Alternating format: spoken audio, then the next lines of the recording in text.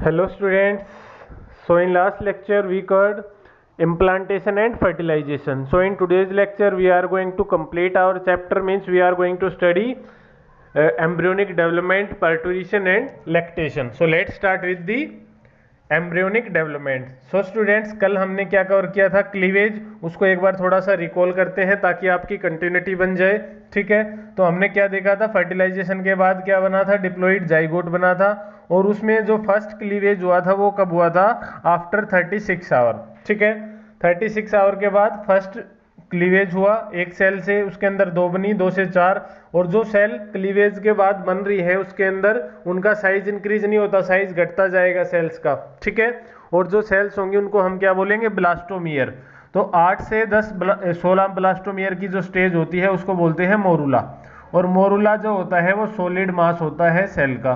ठीक है, फिर मोरूला किस में कन्वर्ट होगा? ब्लास्टुला में या ब्लास्टोसिस्ट में. तो ब्लास्टोसिस्ट में क्या होगा? ये तो होगा आपका इनर सेल ऑफ मास, और यहाँ पर ये स्पेस खाली रहेगा, ये केविटी है, इसको बोलेंगे ब्लास्टोसिल. ठीक है, इस केविटी को क्या बोलेंगे? ब्लास्टोसिल. ठीक है, तो डिफरेंस क्या है मोरूला और ब्लास्टुला में? Morula solid mass of cell है और ब्लास्टुला में क्या प्रेजेंट है? आपका केविटी प्रेजेंट है. ठीक है, और जो लेयर होती है इसको क्या बोलते हैं? ट्रोफोब्लास्ट. ठीक है, फिर जो आपका blastomere in the blastocyst are arrange in 2 layer. वो मैं आपको बता चुका. आउटर जो लेयर है ऐसे हमने बनाया था, ये था आपका इनर सेल मास, तो ये है आपका ट्रोफोब्लास्ट और ये है आपका इनर सेल ऑफ मास. ठीक है, क्लियर है? जब आपका अटैचमेंट होगा ब्लास्टोसिस्ट का एंडोमेटेरियम में, मींस जब इम्प्लांटेशन होता है तो ये ट्रोफोब्लास्ट जो होती है वो एंडोमेटेरियम से अटैच हो जाती है, इम्प्लांटेशन में हेल्प करेगी.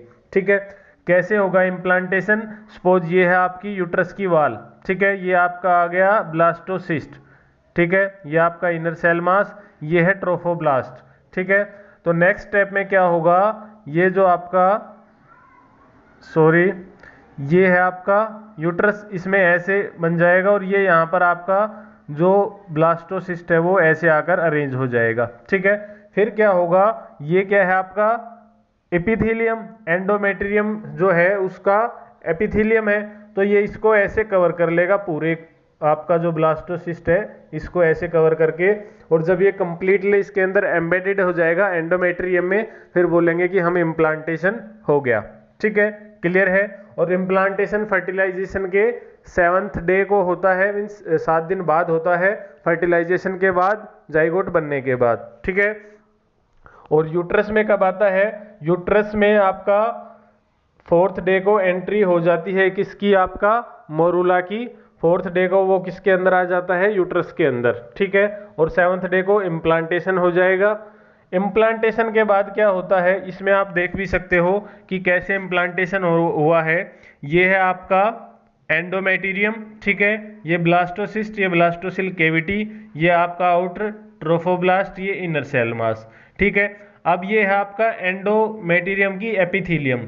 तो ये इसमें नेक्स्ट स्टेप में क्या होगा? ये इसको पूरे को ऐसे कवर कर लेती है. ठीक है, क्लियर है? फिर क्या होता है? अब अटैचमेंट तो हो गया, मीन्स इम्प्लांटेशन तो हो गया.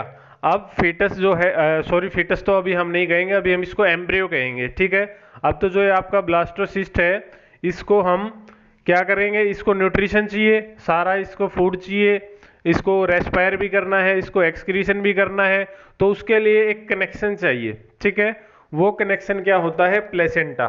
ठीक है, प्लेसेंटा क्या है? It is a connection between mother and foetus. Mother और बेबी के बीच में जो कनेक्शन होता है उसको बोलते हैं प्लेसेंटा. तो प्लेसेंटा कैसे बनेगा? कि सपोज ये है आपका ब्लास्टोसिस्ट है. ठीक है, तो ये जो ब्लास्टोसिस्ट है इसके अंदर से कुछ प्रोजेक्शंस निकलती हैं जिनको हम बोलते हैं विलाई. ठीक है, ऐसी प्रोजेक्शंस निकलेंगी जिनको हम बोलेंगे कोरियोनिक विलाई. ठीक है, ये किस पर प्रेजेंट होती है? ये आउटर लेयर को हमने क्या बोला था? ट्रोफोब्लास्ट. ठीक है, तो ये तो होगी किसके अंदर? ये आपका ब्लास्टोसिस्ट है, उसके अंदर ऐसी विलाई प्रोजेक्ट आउट होगी. फिर जो आपका एंडोमेट्रियम है जिसके अंदर ये इम्प्लांटेशन हुआ है, कुछ उस तरफ से ऐसी स्ट्रक्चर आएंगी. तो मीन्स जैसे ये ऐसे आपका हो जाएगा, उधर से भी ऐसे आएगा और एक ऐसे कनेक्शन बन जाएगा दोनों के बीच में. ठीक है, किस किस के, जो आपका ब्लास्टोसिस्ट था और जो मैटरनल टिश्यू था एंडोमेट्रियम, उन दोनों के बीच में एक कनेक्शन एस्टेब्लिश हो गया। इस कनेक्शन को क्या बोलते हैं? प्लेसेंटा। ठीक है, इस कनेक्शन को क्या बोलेंगे? प्लेसेंटा। ठीक है, villi surrounded by maternal blood uterine tissues. ठीक है, जो अब ये विलाई है जो ट्रोफोब्लास्ट से निकली है, ये कौन कवर कर लेगा इनको? जो मदर का जो ब्लड है, मैटरनल जो ब्लड है वो, और यूट्राइन के टिश्यू एंडोमेटीरियम। ठीक है, villi and uterine tissue, villi किससे निकली है? बच्चे से, मीन्स फीटस से। यूट्राइन टिश्यू मीन्स मदर का। दोनों इंटीग्रेट हो जाते हैं, मीन्स इंटरलॉक कर लेंगे। जैसे हम अपने दोनों हैंड्स की फिंगर को इंटरलॉक कर लेते हैं, ऐसे इंटरलॉक कनेक्शन बन जाएगा। Structural and functional unit between foetus and maternal body is called placenta. और इंटीग्रेशन से जो यूनिट बनती है फंक्शनल और स्ट्रक्चरल, उस कनेक्शन को हम क्या बोलेंगे? प्लेसेंटा। ठीक है, क्लियर है? फिर अब ये जो प्लेसेंटा है ये क्या फंक्शन परफॉर्म करेगा? ये आपका न्यूट्रिशन प्रोवाइड करेगा, रेस्पिरेशन, एक्सक्रीशन। ठीक है, ये सारे फंक्शन जो फीटस करेगा वो किसके थ्रू करेगा? प्लेसेंटा के थ्रू। फिर ये एंडोक्राइन ग्लैंड की तरह भी काम करता है, ये इंपॉर्टेंट है, याद रखना। ये क्या करता है? Endocrine gland. एंडोक्राइन ग्लैंड क्या होती है? कुछ हार्मोन रिलीज करेगी। तो जो ह्यूमन प्लेसेंटा है उससे भी हार्मोन रिलीज होते हैं। एक है आपका कौन सा हार्मोन? HCG। ठीक है, HCG, ह्यूमन कोरियोनोग्राफिक हार्मोन। ठीक है, क्लियर है? ये क्या है आपका? Human chorionic gonadotropic hormone. ठीक है, क्लियर है? HCG ये किस में हेल्प करता है? ये कॉर्पस लूटियम को मेंटेन करके रखता है। ठीक है, क्या हेल्प करेगा? कॉर्पस लूटियम को मेंटेन करके रखेगा। कौन? ह्यूमन कोरियोनिक गोनेडोट्रोफिन जो हार्मोन है वो।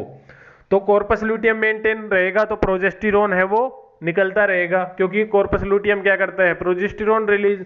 क्योंकि जो एंडोमेट्रियम है उसको मेंटेन रखना है, क्योंकि एंडोमेट्रियम मेंटेन रही तो जो आपका फीटस है वो होल्ड नहीं हो पाएगा, कर नहीं पाएगी एंडोमेट्रियम। तो एंडोमेट्रियम को मेंटेन करने के लिए कॉर्पस लूटियम चाहिए, और कॉर्पस लूटियम को मेंटेन करने के लिए जो प्लेसेंटा है वो HCG हार्मोन रिलीज करना स्टार्ट कर देता है। ठीक है, क्लियर है? एक और हार्मोन रिलीज करता है ह्यूमन प्लेसेंटल लैक्टोजन। ठीक है, ये साथ साथ फीमेल में क्या करवाता है कि ड्यूरिंग प्रेगनेंसी जो फीमेल्स होती है उसका ब्रेस्ट का साइज जो है वो इंक्रीज होना लग जाएगा, क्योंकि जैसे ही बेबी डिलीवर होगा उसको, फीटस को, जो आपका बेबी होगा उसको फीड कराना होता है। तो ये क्या है? ह्यूमन प्लेसेंटल लैक्टोजन, ये ब्रेस्ट के साइज को इंक्रीज करवाएगा। ठीक है, और कुछ एंटीबॉडीज भी जो होती हैं वो प्रोड्यूस करता है प्लेसेंटा। ठीक है, और कुछ अमाउंट में प्लेसेंटा जो होता है वो एस्ट्रोजन को और प्रोजेस्टेरोन को भी रिलीज करता है। ठीक है, क्लियर है? तो ये तो थे फंक्शंस ऑफ प्लेसेंटा। फिर अगर हम बात करें, ये आपका डायग्राम दे रखा है, इसको हम बाद में देखेंगे। ठीक है, इससे पहले और कुछ और एक रिलैक्सिन हार्मोन है वो भी रिलीज किया जाता है, ये भी प्रेगनेंसी के लिए हार्मोन है। ठीक है, और कौन कौन से हैं आपका other hormone? Like estrogen, progesterone, cortisol, prolactin, thyroxine, ये मैटरनल ब्लड के थ्रू रिलीज किए जाते हैं। ठीक है, hormones supporting foetal growth, metabolic changes in mother and maintenance of pregnancy, ये इनका रोल होता है किसका? हार्मोन्स का। ठीक है, क्लियर है? तो अब क्या होता है? अब आपका क्या हो गया? एक कनेक्शन बन गया।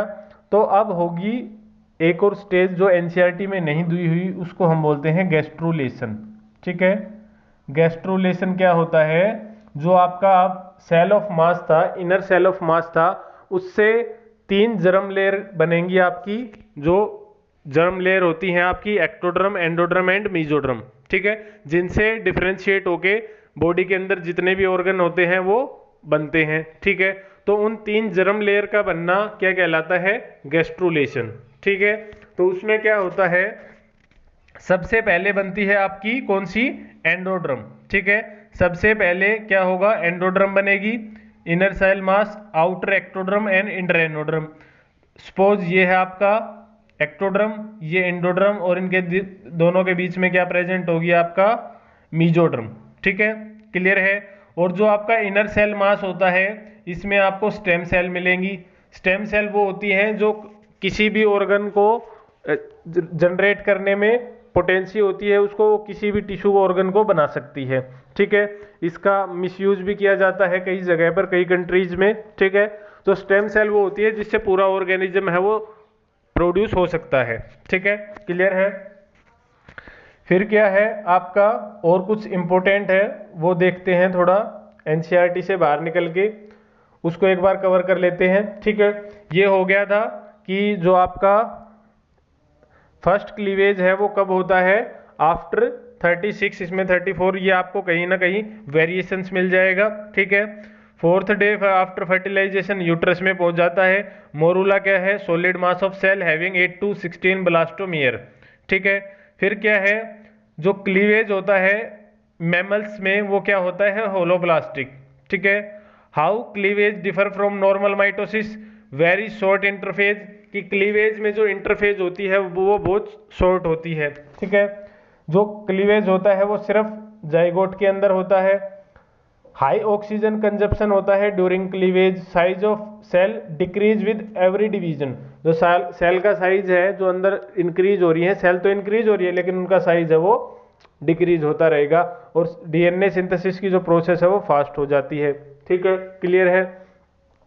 फिर ये हम डिस्कस कर चुके हैं ब्लास्टोसिल केविटी क्या है, ब्लास्टोसिल क्या है। ठीक है, फिर जो सेल, जो इनर मास ऑफ सेल किसके कांटेक्ट में रहती है, ट्रोफोब्लास्ट के। सपोज ये है हमारा सेल, ये है इनर सेल ऑफ मास, ये है आपका ट्रोफोब्लास्ट, तो इसके साथ में जो सेल है ट्रोफोब्लास्ट के इनर सेल मास की, इन सेल्स को बोलते हैं सेल्स ऑफ रोबर। ठीक है, एक नंबर में पूछ लिया जाता है कई बार। तो सेल्स ऑफ रोबर कौन सी है, वो सेल्स जो इनर मास ऑफ सेल की, वो सेल जो आपके ट्रोफोब्लास्ट के कांटेक्ट में है। ठीक है, क्लियर है। इम्प्लांटेशन कब होता है आपका, आफ्टर 7 डे ऑफ फर्टिलाइजेशन, ये हम डिस्कस कर चुके। तो जब तक आपका इम्प्लांटेशन नहीं होता, जब तक जोना पेलुसिडा है वो मोरूला के साथ प्रेजेंट रहती है। ठीक है, और जब इम्प्लांटेशन होने वाला होता है तो वो क्या करती है, वो डिजोल्व हो जाएगी, डिसइंटीग्रेट हो जाएगी। उससे पहले डिसइंटीग्रेट क्यों नहीं होती, अगर आपका जोना पेलुसिडा नहीं होगी तो जो आपका इम्प्लांटेशन है वो यूट्रस के बजाय फैलोपियन ट्यूब में ही हो जाएगा, जिसको हम बोलते हैं एक्टोपिक प्रेगनेंसी। अगर जो प्रेगनेंसी है वो यूट्रस में ना होकर फैलोपियन ट्यूब में हो जाए तो उसको बोलते हैं एक्टोपिक प्रेगनेंसी। ठीक है, उसके डिफरेंट रीजंस हो सकते हैं। फिर हमने बात की थी कैसे इम्प्लांटेशन होता है, तो ये तो आपका ट्रोफोब्लास्ट है, ये इनर सेल मास, ये देखो आपका यूट्राइन की एपिथीलियम है, ये इनर सेल मास है। ठीक है, ये है आपका फर्स्ट स्ट्रक्चर 7th डे को। इसके 2-3 दिन बाद तो क्या आप देखोगे, आप क्या हुआ आपका, जो आपका एपिथीलियम था, यूट्राइन एपिथीलियम था, उसने पूरे ने जो आपका ट्रोफोब्लास्ट था, ब्लास्टोसिल पूरा था जो, उसको अंदर ले लिया। ठीक है, अब इसमें देखो आपको क्या क्या दिखाई दे रहा है, जो हम फिंगर लाइक प्रोजेक्शंस की बात कर रहे थे, जो कोरियोनिक विलाई थी वो यहाँ पर प्रेजेंट है, ये है आपका कोरियोनिक विलाई। ठीक है, और ये क्या है, मैटरनल वेसल्स, यहाँ पर मैटरनल ब्लड प्रेजेंट होगा। तो जो ह्यूमंस के अंदर जो प्लेसेंटा होता है वो हीमोकोरियन टाइप का होता है, मींस प्लेसेंटा मैटरनल ब्लड में डूबा हुआ होता है, उसको हम बोलते हैं हीमोकोरियन टाइप ऑफ प्लेसेंटा। ठीक है, क्लियर है। फिर एम्ब्रियोनिक डिस्क है, एम्ब्रियोनिक डिस्क जहां से आपका जर्म लेयर बनेगी। ठीक है, ये है आपका एमनियोटिक कैविटी। एमनियोटिक कैविटी कौन सी है, कि एक्टोड्रम। ठीक है, सपोज हम एक और डायग्राम बनाते हैं इसको, ये है आपका क्या, ब्लास्टोसिस्ट, ये है आपकी बाहर ट्रोफोब्लास्ट, यहां पर है आपका एक्टोड्रम। ठीक है, एक्टोड्रम है, ये है मीजोड्रम, हमने 3 लेयर की बात की थी, ये है आपका एंडोड्रम। ठीक है, हो गया, ये तीनों हो गई। अब इनके बीच में जो स्पेस है, एक्टोड्रम और ट्रोफोब्लास्ट के बीच की जो कैविटी है उसको बोलते हैं एमनियोटिक कैविटी।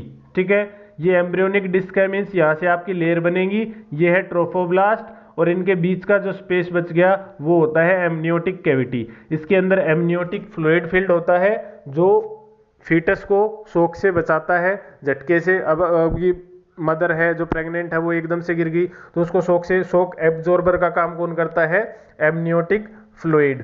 ठीक है, क्लियर है। फिर ये है आपका प्लेसेंटा, आप इसमें इजीली देख सकते हो, ये जो आपको दिखाई दे रहा है ये है प्लेसेंटा और ये है अम्बिलिकल कॉर्ड। ठीक है, अम्बिलिकल कॉर्ड जिससे प्लेसेंटा अपनी मदर से अपने फीटस से प्लेसेंटा जुड़ा होता है, उनके बीच में कनेक्शन होता है प्लेसेंटा के और किसके बीच में, मैटरनल ब्लड के बीच में, उसको हम बोलते हैं अम्बिलिकल कॉर्ड। ठीक है, क्लियर है। ये हो गया आपका, इसमें आप देख सकते हो ये कोरियोनिक विलाई है। ठीक है, ये मैटरनल ब्लड है। क्लियर है। तो मैं ये डायग्राम बार बार इसलिए दिखा रहा हूं ताकि आपको एग्जैक्ट आइडिया आ जाए कि कहां पर प्लेसेंटा कैसे बना था। ठीक है, इसमें भी आप कोरियोनिक विलाई देख सकते हो, ये आपका अम्बिलिकल कॉर्ड है।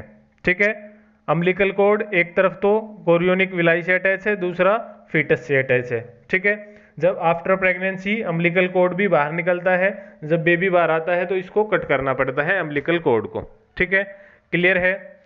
HCG की हम बात कर चुके, कौन कौन से हार्मोन रिलीज करता है, क्या क्या उनके फंक्शन है। ठीक है, जो HCG है उसको प्रेगनेंसी टेस्ट में भी यूज किया जाता है, क्योंकि HCG जो रिलीज होता है आपका वो यूरिन के थ्रू बाहर भी सीक्रेट होता है। तो यूरिन टेस्ट करके जो आपकी जितने भी आप प्रेगा न्यूज, जितने भी प्रेगनेंसी टेस्ट जो मार्केट में अवेलेबल है मेडिकल स्टोर पे, उसमें क्या चेक किया जाता है, ये हार्मोन HCG। अगर HCG रिलीज हो रहा है तो मीन्स वो कब रिलीज होता है, प्रेग्नेंट वोमेन होगी तभी रिलीज होगा, तो ये प्रेगनेंसी के लिए टेस्ट में भी यूज किया जाता है। ठीक है, गैस्ट्रुलेशन क्या है, transformation of blastocyst into gastrula with primary germ layer by rearrangement of cell, इसको हम क्या बोलेंगे, गैस्ट्रुलेशन। ठीक है, अब इन्हीं 3 प्राइमरी जर्म लेयर में मॉर्फोजेनेटिक मूवमेंट होके आपका क्या बनेंगे, डिफरेंट डिफरेंट ऑर्गन बनेंगे।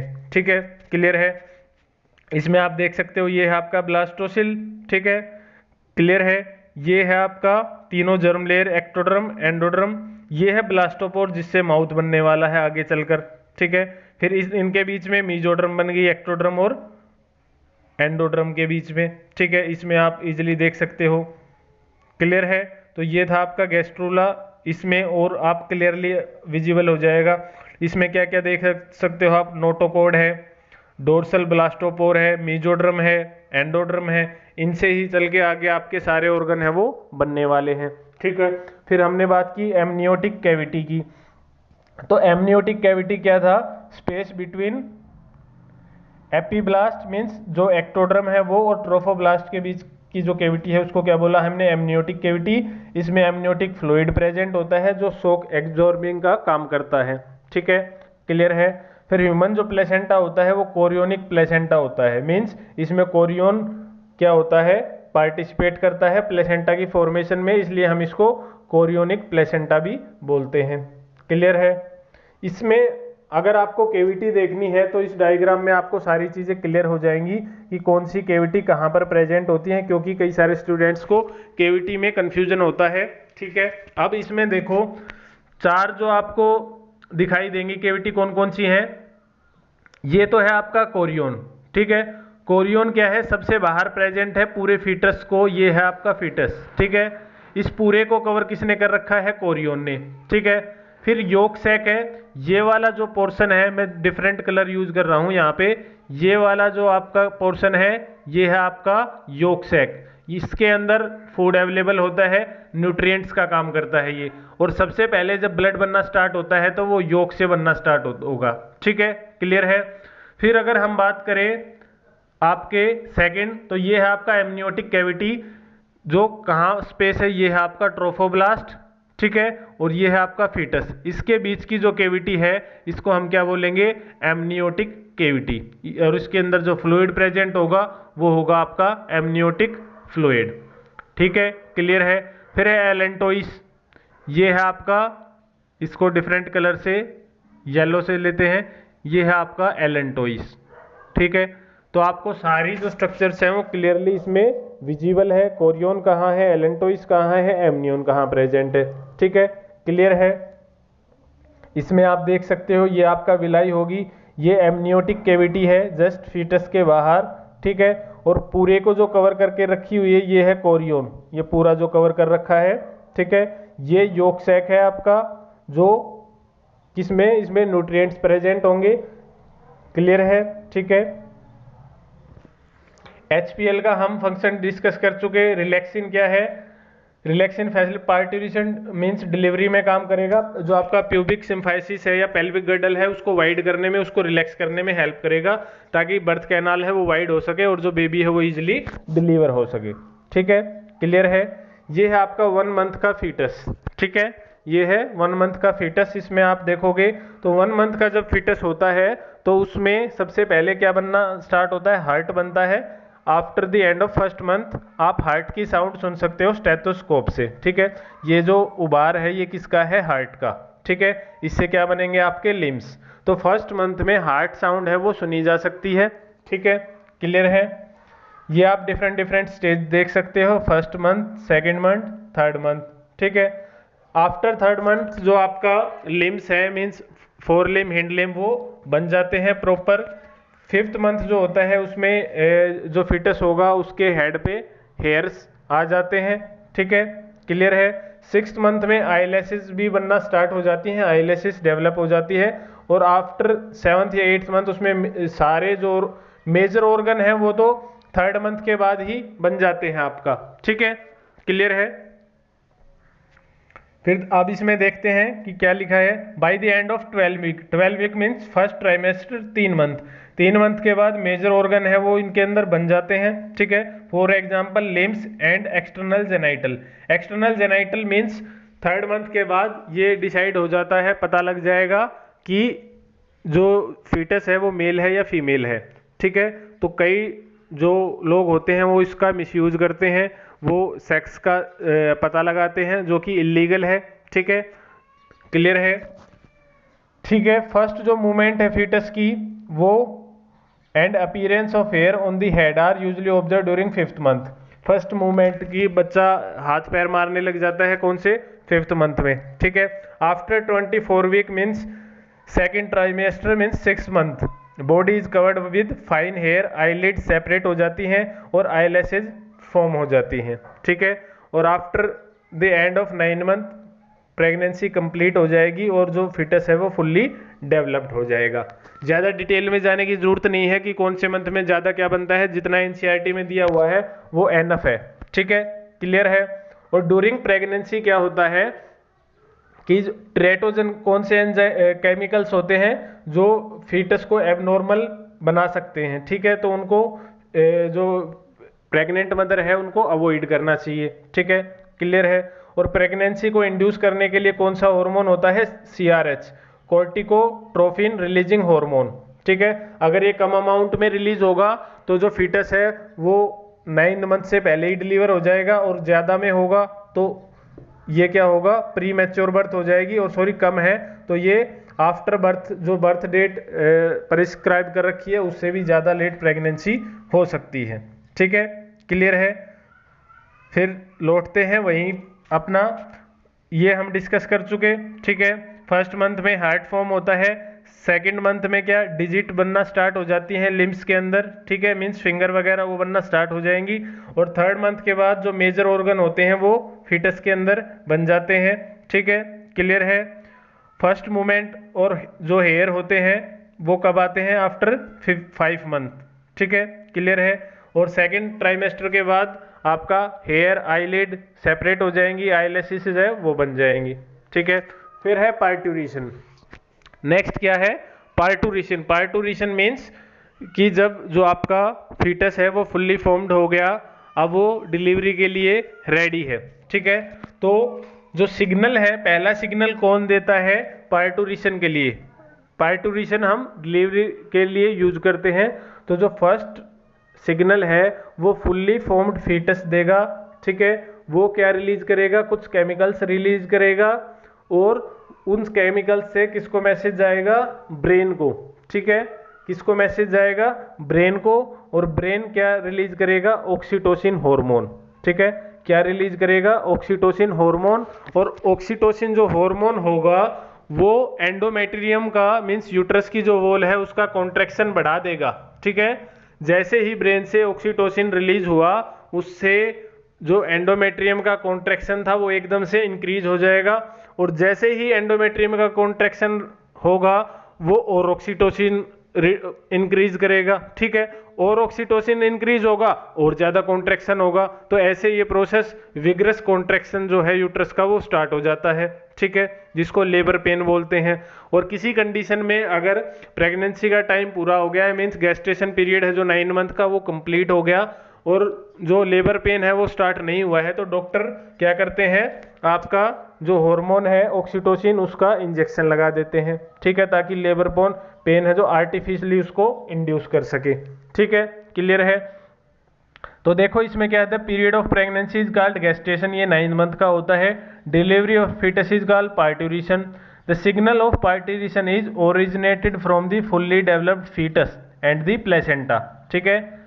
It induce mild contraction of uterus called foetal ejection reflex. जब फीटस है वो फुल्ली फॉर्म्ड हो जाएगा तो एक हल्का सा कॉन्ट्रैक्शन स्टार्ट होगा, ठीक है, जो एक जैसे ही हल्का सा कॉन्ट्रैक्शन स्टार्ट होगा वैसे ही ब्रेन के पास मैसेज चला जाएगा, तो फीटल रिजेक्शन रिफ्लेक्स जनरेट हुआ, ठीक है। तो फिर हार्मोन है वो secreted by foetus diffused to maternal blood and stimulate oxytocin secretion. तो जो हार्मोनल है एड्रेनल ग्लैंड वगैरह है वो आपका किसको सिक्रेट करेगी, ऑक्सीटोसिन को। ऑक्सीटोसिन क्या कोज करेगा, forceful contraction of myometrium, labour pain start हो जाएगा, stimulates further secretion of oxytocin, और लेबर पेन स्टार्ट होगा उससे और ज्यादा ऑक्सीटोसिन रिलीज होगा और उससे और ज्यादा कॉन्ट्रैक्शन होगा, ठीक है, क्लियर है।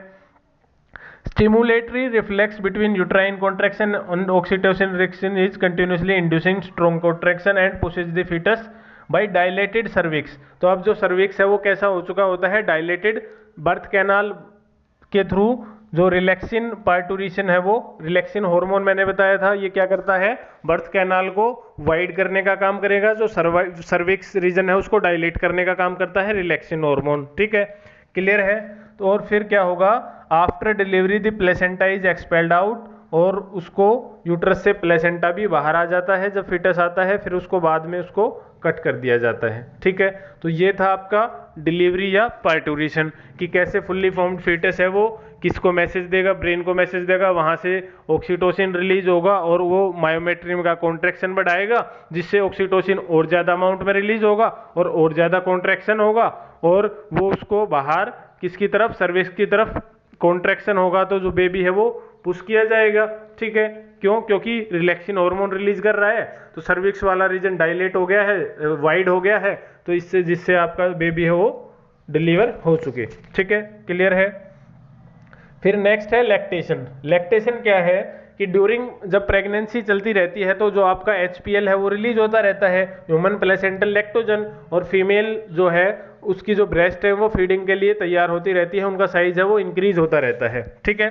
तो mammary gland of female undergo differentiation and produce milk toward the end of pregnancy, जिसको हम लैक्टेशन बोलते हैं कि प्रेगनेंसी के एंड होते होते मिल्क जो इजेक्ट होना है वो स्टार्ट हो जाएगा आफ्टर द प्रेगनेंसी। जैसे ही प्रेगनेंसी होगी डिलीवरी, जैसे ही डिलीवरी होगी तो मिल्क आना स्टार्ट हो जाएगा मेमरी ग्लैंड में, ठीक है। The mammary gland starts producing milk toward the end of pregnancy, clear है। फिर जो फर्स्ट मिल्क है आफ्टर डिलीवरी, जो पहला जो मिल्क होता है, फर्स्ट मिल्क जो होता है उसको हम बोलते हैं कोलोस्ट्रोम, जो येलो कलर का होता है जनरली, ठीक है। जो येलो कलर का जो सबसे पहला जो मिल्क है उसको हम बोलते हैं कोलोस्ट्रोम, याद रखना इंपॉर्टेंट है। इस कोलोस्ट्रोम के अंदर कई सारी एंटीबॉडीज होती हैं which provide immunity, passive immunity, ठीक है, और resistance to new born baby. अब बेबी का बर्थ हुआ है तो उसके अंदर क्या है, इन्नेट इम्यूनिटी तो है नहीं, तो उसके अंदर पैसिव इम्यूनिटी प्रोवाइड करने के लिए कोलोस्ट्रोम होता है, उसके अंदर IgA, ठीक है, ये ज्यादा अमाउंट में प्रेजेंट होती है, इम्यूनोग्लोबिन A, ये क्या है, एक आपका एंटीबॉडी है, ठीक है, किसके अंदर प्रेजेंट होती है, जो फर्स्ट मिल्क होता है मदर का उसके अंदर, ठीक है। तो कई लोग क्या करते हैं, जैसे ही आपका डिलीवरी होती है बच्चे को पानी पिला देते हैं, और या कुछ तुलसी का पानी, डिफरेंट एरिया में डिफरेंट होता है, लेकिन ऐसा नहीं करना चाहिए। शुरू में सबसे पहला जो मिल्क है वो उसको बच्चे को देना चाहिए ताकि उसकी इम्यूनिटी है वो स्ट्रोंग हो, ठीक है। The milk production is control by lactotrophic और prolactin hormone secreted by pituitary, ठीक है, क्लियर है। उसका जो प्रोडक्शन है वो पिट्यूटरी के थ्रू कंट्रोल किया जाएगा। Breast feeding during initial period of infant growth is recommended for bring up a healthy baby. अगर बेबी को हेल्दी रखना है तो फर्स्ट जो 6th मंथ है 1 ईयर है उसके जो फीडिंग है वो कंपलसरी होती है, बच्चे को फीड कराना। ठीक है, क्लियर है। तो ये था लैक्टेशन। यहाँ पर जो आपका चैप्टर है वो फिनिश होता है। ठीक है, अगर कुछ बचा होगा तो हम एक बार चैप्टर को समाप्त करेंगे, रिवाइज करके देखेंगे, अगर कुछ बचा होगा तो और करा देंगे। ठीक है, इसमें हमने सारा कुछ टॉपिक है वो साथ साथ कवर किया है। ठीक है, तो अब आई होप आप इसको जितना आज हमने किया है वो पूरा चैप्टर आपको क्लियर हो गया होगा और जल्दी से इसके नोट्स बना के वो सेंड कर दें। ठीक है, क्लियर।